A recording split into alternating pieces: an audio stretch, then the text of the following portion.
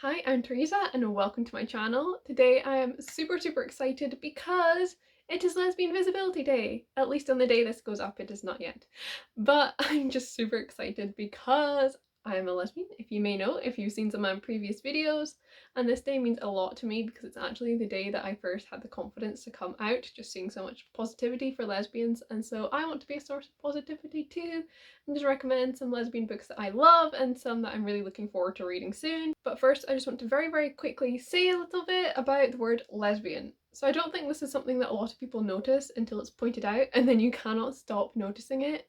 But the word lesbian does not appear very often in books, in films and media. It is always left ambiguous and things like that, and this is mostly because lesbian is seen as a dirty word. It's very much associated with porn and the likes, and it's just not great. And this is something I'd very much internalized before I came out, and what made it really difficult to come out was to accept that lesbian was a lovely word, a beautiful word, not something dirty. And this kind of lack of the word lesbian also continues into books, unfortunately. Even within queer books, books by lesbians, they won't include the word lesbian, and that really upsets me because it's such a lovely word and I want it on paper in books, but unfortunately that's just the case. And so with this video I wanted to highlight some books that do use the word lesbian on paper, or in the case of some fantasy novels are very explicit that it is lesbian, there is no attraction to men here, that kind of thing. So yes, I'm actually going to leave like a couple of articles and things that I've read about the word lesbian down below if you're interested in reading more. But what I want you to take away from this video, other than some incredible lesbian book recommendations, is that lesbian is not a dirty word and that you should be using it. If you find yourself often saying queer women or gay women or things like that instead of lesbian when you explicitly mean lesbian, consider why, and perhaps consider changing and saying lesbian instead, because it is not a dirty word, and not using it it doesn't make me feel great when I see people saying things that are explicitly lesbian and not calling it that. It very much feels like it's dirty, it's not something people want to associate with, and it's not a great feeling. So if you're comfortable, please give it a try. Lesbian's not a dirty word. I think I've said that several times, but I want this in people's brains. So yes, this has been a very long-winded introduction, but let's get started on the book recommendations. First up, I have got 8 books that I have read and loved that all feature lesbians, and I've given them all 5 stars. Like, that is the power of lesbianism. I see a book with the word lesbian in it, instant 5 stars. So these are some very high recommendations from me. And then I also have some books on my TBR, and some of these are so great, so well loved. It's criminal that I've not read them yet. I don't know what I'm playing at, but I'm very excited to talk about them all to you today. As always, I'll have links to all of these books on Goodreads below, as well as my review where I can, so I think that's all of these books that I've read. There will be a review. Hi, so sorry if there's any differences between this clip and my last clip. For some reason, my camera gave up filming when I was talking about the first book in this video, so I filmed an entire video to a not recording camera. And honestly, I'm really upset about that because it's a long video, but here we are, refilming, and let's just get on with it, get started. The first book I want to talk about is the Falling in Love Montage by Keira Smith. So as you may know, if you've been on my channel before, this is my favourite book of all time. It was really just key in me accepting myself and my sexuality, and I love it a lot. It's very special to me. So this follows Saoirse, who's just finished her final year of school, and at the beginning of summer she goes to an end of year party and she meets Ruby. These two instantly hit it off, and after rescuing / stealing a kitten together, decide to have this summer fling based on the falling in love montages of popular rom-coms to get past Saoirse's no relationships rule and just indulge Ruby's love of rom-coms. And this is just so cute, so fun. I adore it. It's just incredible. Keira Smith writes the most amazing, authentic characters and humour and relationships, and I just adore reading her books so much. And they also always have some depth. So this is very much a rom-com. It's light and positive, but you do also deal with some difficult situations, as Saoirse's mother has dementia, and this obviously isn't easy for anyone involved. And this is just a lovely, gorgeous book. I so highly recommend. you've got two proud lesbians front and centre, and that just meant the world to me. It was the first time I'd seen this, and it was just like, wow, oh my god, and it really just gave me the confidence to accept that in myself, and I love it so much. It's so special to me just for that reason. I'm actually planning on rereading it this summer and annotating it because I have a paperback copy as well. And let me know if you'd like to see that because I'd quite like to film it. And just very, very excited overall. The next book I want to talk about is Keira's new book, Not My Problem. And again, love it so much. I should actually mention that I interviewed Keira Smith, so that will be going up on the 30th of April, a few days after this video. And so if you're watching from the future, I will link it below, but otherwise be on the lookout for that. And I adored this book as well. This follows Aideen, who is having a bit of a rough time. She's got a difficult home life, she's got problems with her best friend, she's not doing very well academically just because she's got so much more on her mind. But when one day she comes across her nemesis, Maeve, having an absolute breakdown, she somehow ends up roped in to pushing her down the stairs to help fix her problem. And this begins Aideen on this journey of like helping other people out, doing them favours, as well as starting a friendship between Maeve and a boy called Kavi, who I love so much. And eventually this also progresses into romance between her and Maeve. Again, two lesbians front and centre. I really love it. And yes, this book is just so good. Same things I said about the Falling in Love montage. Amazing characters, relationships, and humour. Just so authentic and real and realistic. And everything's just handled very well. Such like grace to it. And I adored reading this. I just flew right through it. And you've got this lovely like found family of misfits going on between Aideen, Maeve, and Kavi, which I also just adore. And yes, again, I love it. I have a full review and reaction kind of vlog to this on my channel, which I'll link below if you're interested in learning more. I could talk about it for ages, but I feel like I've spoken about this book so much recently that I don't want to bore you. But this book, so good, so highly recommend. It comes out very soon, so definitely have it on your radar. The next book I want to talk about is The Scapegraces by Hannah Abigail Clark. So this is another one I adore. And this follows Sideways Pike, who's a teenage lesbian witch, and she is invited to the Popular Girls' Halloween party to perform a little magic trick. And when this goes awry, the girls end up kind of bonding and becoming friends, and this is just the most lovely thing. I love it so much. And we follow their friendship mostly. That's the main focus of this book, which I adore. And kind of exploring magic, forming a coven, dealing with witch hunters, and also just fun teenage things like going to the cinema, getting sideways a girlfriend, throwing parties. It's a whole just lot of fun. And as I've said, this friendship is the most important part of this book. It's done so well. These girls just have this like unflinching, unconditional love for each other, and I adored reading it. It is everything I could ever want in life, and I'm just so glad I can live vicariously through this book. I love it so much. I also really loved the writing style of this book. So Sideways narration is very much a teenage girl, but it is also this like gothic and intricate writing, and it just works so well, and I adored that as well. And this book topples this competitive mean girls trope by giving these characters depth and nuance and making them also lovable, and I love it so much. It's one of my favourites for a good reason, and I'm very excited to read the sequel. The next book I want to talk about is Music from Another World by Robin Talley. So this is one I read a while ago, so it might be a bit rusty, but I absolutely adored it when I read it. This is told through an epistolary format, so letters and diary entries, and you follow two girls who are assigned as pen pals in California in the 70s.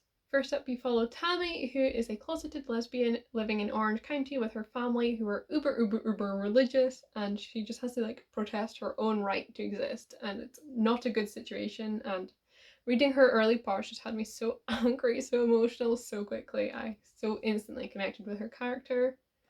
And you also follow Sharon, her pen pal, who lives in San Francisco, and she's dealing with her brother coming out as gay, and kind of reconciling that with the Catholic beliefs she's grown up with and been surrounded by, and also exploring the feminist and punk rock scenes that were happening in San Francisco at this time. These girls grow closer and they form this really deep friendship, and I loved this as well. And you also begin to explore the gay rights movements at this time, and it's just so good, so raw and moving and emotional. These letters convey emotions so well, and I had been a bit nervous about them because I hadn't really read a book told through an epistory format before, but it worked so well. It's so good. Very highly recommend it. I'd also recommend checking out some of the author's other books for more lesbian reps, such as Pulp. I've not read any of them yet, so that's why they're not here, but I would recommend giving them a try. And yes, I loved it so much. Definitely recommend. Next up, we have got Queen of Coin and Whispers by Helen Kirkhorn. This is an ARC, so obviously we've not got a proper cover, but we've got this quote that I just adore, which is, "She loved me as I loved her, fierce as a bloody blade," and incredible. So this follows two young women in this kind of low fantasy world. You've got Leah, who's an idealistic new queen looking to just root out the corruption in her kingdom and particularly in her court and create a better place. And also Xenia, who is looking to avenge her father's death. And the two of them are brought together because they're both after the same man. And Xenia becomes Leah's Whispers, which means her spy master, and you just follow them looking to better the kingdom through lots of politics and intrigue and everything, and also falling in love. And these two are both lesbians. It's not explicit, as in the word is there because it's fantasy, but it is explicit otherwise.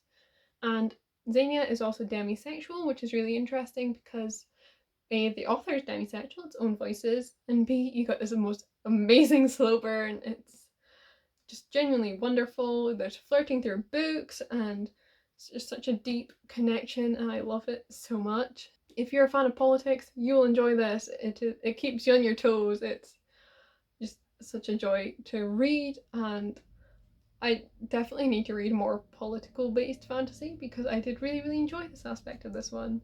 And yes, highly recommend this as well. Again, it's been a while since I've read it, so sorry if I'm a bit rusty on it, but definitely recommend. Next up, we have got A Dark and Hollow Star by Ashley Shuttleworth. So this one is an urban fantasy novel. It takes place mostly in Toronto, and in this world the fairy courts are real and thriving, and you follow four queer teens who are all connected to these courts as they solve some gruesome ritualistic murders which are happening against the Ironborn population, meaning the half-fae population. And you follow Arlo, who is an Ironborn herself, connected to the kind of ruling court, the Unseelie Spring. And you follow Nausicaa, who's an ex-Fury. She's very badass and cool and immortal and a lesbian, and I love her so much. And you follow Vayan, who's Prince of the Seelie Summer Court, and his brooding bodyguard Aurelian. And I just loved all of them so much. And it's such an interesting plot, interesting world building. I loved the kind of murder mystery aspect. It's just a good fun time. You've got so much queer rep. You have got a gay character, a bi character. Arlo is currently questioning, but the author has confirmed that she will be pansexual. And Nausicaa is a lesbian, and I love her. And also, you have got trans characters. You've got a gender fluid character. You've got a character who uses neopronouns, and the author himself is gender fluid as well.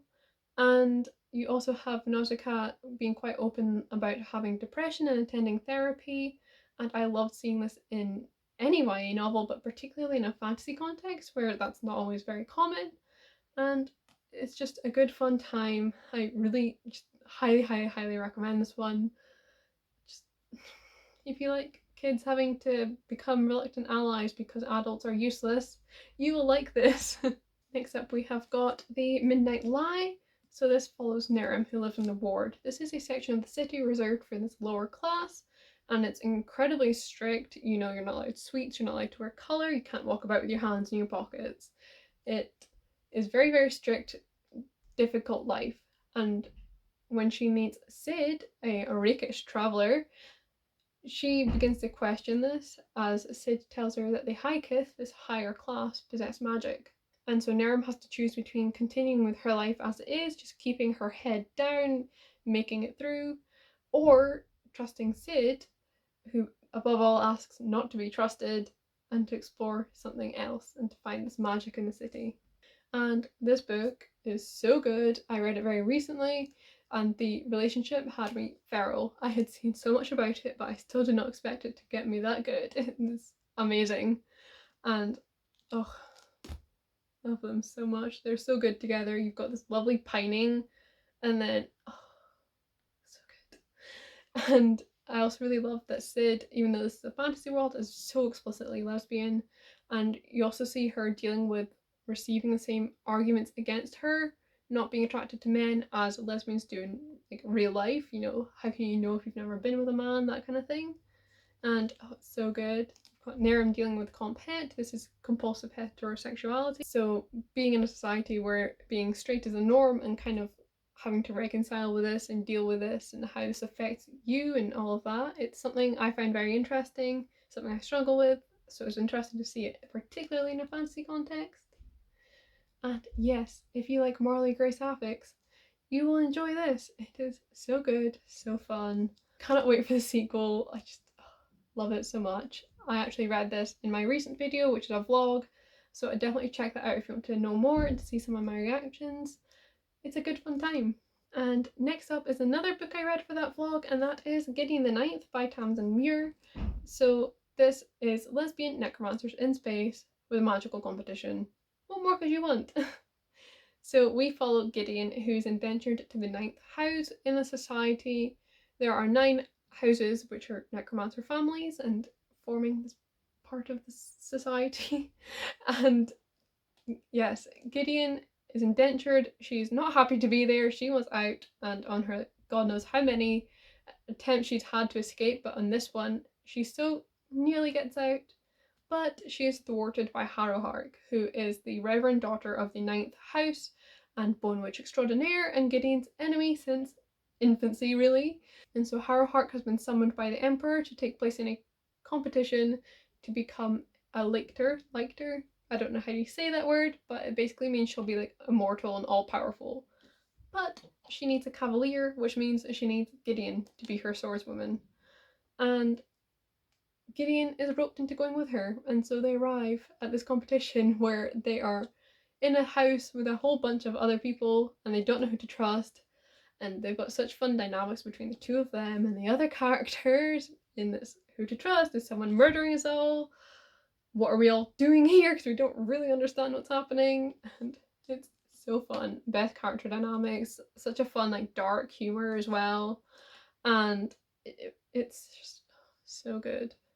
And I do not know quite what the romance will be in this. There's not been any like really explicit romance so far in the series. I'm reading the second book right now. But if there is enemies to lovers, this is the best enemies to lovers I have ever read. It is so, oh my god, so good. And yes, I just highly recommend it. This also made me feral. Such a good book. Again, if you want to see my reaction, check out the vlog. So next up are some of the ones that I have not read, but have been highly recommended, that I know lots of people love and that I really want to read soon. Of course, this is not an exhaustive list because we'd be here all day. First up, we have got The Henna Wars by Adiva Jager. So this is a rom-com following 2 girls with rival henna businesses in a school competition. And you follow a main character called Nishat, who comes out to her family as a lesbian and is told no, that's not possible for a Muslim girl, it doesn't happen. And she kind of has to deal with this and reconcile these 2 aspects of her identity. This is very much complicated by her growing feelings for Flavia, her rival, and oh, so excited to read it. So this book really heavily focuses on culture and cultural discussions and cultural appropriation and food, and I'm very excited to read those aspects as well. And as childhood friends to enemies to lovers, which is the best dynamic, and oh my god, so excited to read this one. I've heard the most amazing things. I cannot see myself disliking this at all. I need to hurry up and read it because I've been saying for so long I need to read it immediately. It's gonna happen soon, I promise. But in the meantime, I will admire the cover and be very excited. Next up we have got Honey Girl by Morgan Rogers. So this is an adult contemporary novel following Grace, who has just received her PhD and has gone to Vegas to celebrate. And she is very much an overachiever, very, well, let's just say, not the type to get drunkenly married in Vegas to a stranger. But she does. And as pressures begin building and her responsibilities start weighing on her, she flees to New York for the summer to spend it with her new wife, who she barely knows. And here she can avoid her problems, these questions about her future, and just fall in love with her beautiful and creative wife, Yuki. And I am so excited to read this one. I've heard the best things. Again, another one people have really loved. It came out earlier this year and I've already seen so much, apparently very well deserved, love for it. So I'm excited to love it myself.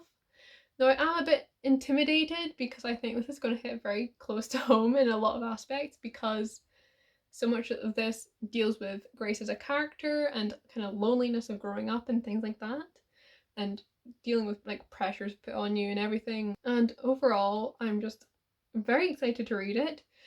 Very excited for the absolute emotional gut punch I'm going to get when I read it, but it's going to be so worth it. It's going to be so good. Cannot wait to pick up sometime soon. Next up we have got These Witches Don't Burn by Isabel Sterling. So when a terrifying blood ritual interrupts Hannah's end of school year bonfire and signs of dark magic begin appearing all over town, and her coven won't take her seriously when she tells them about this, she is forced to team up with her ex Veronica to put a stop to all of this. And when she meets the new girl in town, a cute ballerina, she also discovers just how difficult dating during a supernatural catastrophe can be. And I am very excited about this one too. This is one of the most well-known sapphic books, most well-loved, so I'm excited to pick up for myself. And I just love sapphic witches, and particularly lesbian witches, as you may be able to tell by this video. And I'm just so excited to read it and to love it, and cannot wait. And if vampires are more your thing, this author also has a lesbian vampire novel called The Coldest Touch coming out later this year, and I'm so excited for that one too. Just overall, just give me like paranormal stories, but make them sapphic. I'm so hyped. And I just think this is going to have such fun character dynamics between these exes and navigating a new relationship at the same time. Very excited. So the next book I want to talk about is Summer of Salt by Katrina Leno. So this follows Georgina Fernwhite, who lives on an island where strange things happen. So she's been waiting to feel the magic passed down through the women of her family, but as her 18th birthday draws near without her ever having felt it, she begins to worry that she never will. And we follow Georgina's final summer on the island as she creeps closer to her 18th birthday, and as tragedy strikes and the women of her family are cast in suspicion. And it's a summer full of storms of love, of salt and magic. And I'm very excited for this one too. I love this kind of everyday magic and oddities in a book, and so excited to see how it plays into this one, the kind of role it plays. And apparently this has just got the most amazing atmospheric setting, incredible sister relationships, you've got your mystery and romance. So excited. And I am just, yeah, excited to pick this one up. I feel like I get very repetitive once I've said the things I'm excited about, because I just progress on to, I must inform you just how excited I am about this by repeating it, but I'm excited. Oh dear. The next book I want to talk to you about is Last Night at the Telegraph Club by Melinda Lowe. So this one released quite recently and I've seen such amazing reviews so far, so I'm very excited to pick it up. This takes place in 1954 in San Francisco at the time of the Red Scare, and we follow a Chinese American girl called Lily. And we follow her and another girl, Kath, as they discover the lesbian bar scene that is happening in San Francisco at this time, and kind of navigating the society that they're in, the worries that happen and that come with the Red Scare, threats of deportation, and just discovering their own identities. So again, very excited to read this one. I've heard the most amazing things, and I'm particularly excited to explore the lesbian bar scene through this. I think that's going to be really interesting. Again, another area of queer history I really want to learn more about and read about. Again, it's going to be so good. So excited. The next book I want to talk about is Laura Dean Keeps Breaking Up With Me by Mariko Tamaki and Rosemary Valero O'Connell. So this is a graphic novel following a girl called Freddie, whose girlfriend, Laura Dean, keeps breaking up with her and just kind of messing her about. And we really just follow their relationship and Freddie beginning to realize that it's unhealthy and it's just not good for her, and as she regains her sense of self. And this is very much helped along by her friends, a local psychic, and an advice columnist. And I'm excited about this one too. I've heard so many good things about it, and I really just want to see messy lesbians allowed to be messy lesbians on page. Hyped, excited. Cannot wait. So yeah, this very much explores toxic and dysfunctional relationships and the effect that this can have on a person and every aspect of their life. And I hear that it does this very, very well, very, gracefully. And I'm excited to read about that. That could be very interesting to read about, though obviously just be aware that of what comes with that if you're thinking of picking it up, and it could be something that triggers you. And of course, the cover is just gorgeous. I'm loving the pink, and I'm loving that that pink theme continues through the book apparently, and looking forward to seeing more of that lovely, lovely art. Overall, very excited to read it. And finally, we have got The Weight of the Stars by Kate Angram. So this follows Ryan, who dreams of a career in space but knows it's not possible for a girl in her situation, and Alexandria, a loner who has to rely on Ryan after breaking her arm. The two misfits grow closer as every night Ryan has to lift Alexandria onto the roof of her house to listen for radio signals from her mother, who took a one-way trip to the edge of the solar system. I just loved The Wicker King by this author, so I'm very excited to read more from her. And she's just got an amazing writing style. It's so gripping, so I'm anticipating absolutely adoring this one. So our main character Ryan is a black butch lesbian, and that's so cool because we definitely need more black lesbian characters, more black sapphic characters, and people of colour in general in sapphic books, because it's very much lacking. And again, butch rep, not a lot of it. So excited to read about it. And I hear that this is just going to be very emotional as well, very moving, and it's got found families, which I just adore, my favourite trope. So I'm overall very excited to pick it up. So yes, that is, as I said, a non-exhaustive list because we'd be here all day. There's definitely so many more lesbian books. I will have a post up on my Instagram with a few more on my TBR later on Lesbian Visibility Day, which I'll link down below. And of course, I'd also recommend checking out self-published books and indie presses. There's a few just dedicated to lesbian books, and they will have so many books for you.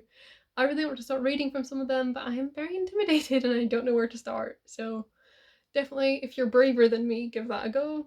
And of course, there's still quite a few to come out this year that I've not included, but we're just being blessed this year, honestly. So excited. And yes, I have really loved seeing people excited for hashtag visible lesbian books and sharing some of their early posts and everything. So I am very excited to see what more posts will appear on the day this video goes up, and I definitely recommend giving a look through that hashtag, particularly on Instagram, if you want some more recommendations. And I'll be sharing posts to my story and everything during the day. And yes, I hope you've enjoyed watching this and you found a recommendation for you, and hopefully more, but I will settle for one. But in the meantime, I will have links to everything I've mentioned down below, reviews, the books, different videos and things I've mentioned, as well as my social media as always, and also my bookshop affiliate link if you fancy buying any books and supporting independent bookstores, the environment as a carbon neutral, and just me a little bit as well. I'd really appreciate it. But yes, thank you very much for watching. I hope you've enjoyed, and I will see you with another video soon.